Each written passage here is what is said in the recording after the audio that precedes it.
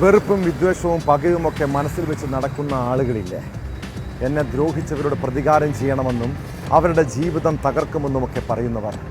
ഇങ്ങനെ പ്രതികാര മനോഭാവത്തോടെ നടക്കുന്നവർ സ്വന്തം ആയുസ്സിനെക്കുറിച്ച് എപ്പോഴെങ്കിലും ചിന്തിക്കാറുണ്ട്. ഈ നിമിഷം പോലും എന്ത് സംഭവിക്കുമെന്ന് മുൻകൂട്ടി മനസ്സിലാക്കാൻ നമുക്ക് സാധിക്കുമോ? കണ്ണൂർ പാപ്പിനിശ്ശേരിയിലുണ്ടായൊരു സംഭവം ആഴത്തിൽ പരിശോധിക്കേണ്ടതാണ്. മുൻ വൈരാഗ്യത്തെ തുടർന്ന് സുഹൃത്തിൻ്റെ വീട്ടിലെത്തി തലക്കടിച്ച് കൊലപ്പെടുത്താൻ ശ്രമിച്ച യുവാവ്. പാപ്പിനിശ്ശേരി സ്വദേശി ഷെഫീഖിന് പിന്നീട് എന്തു പറ്റിയെന്ന് കൂടി അറിയണം. സുഹൃത്ത് പ്രശാന്തിനെ ചുറ്റിക കൊണ്ട് തലക്കടിച്ച് പരിക്കേൽപ്പിച്ച ശേഷം ഓടുന്നതിനിടെ ഷെഫീഖ് ട്രെയിൻ തട്ടി മരിച്ചു.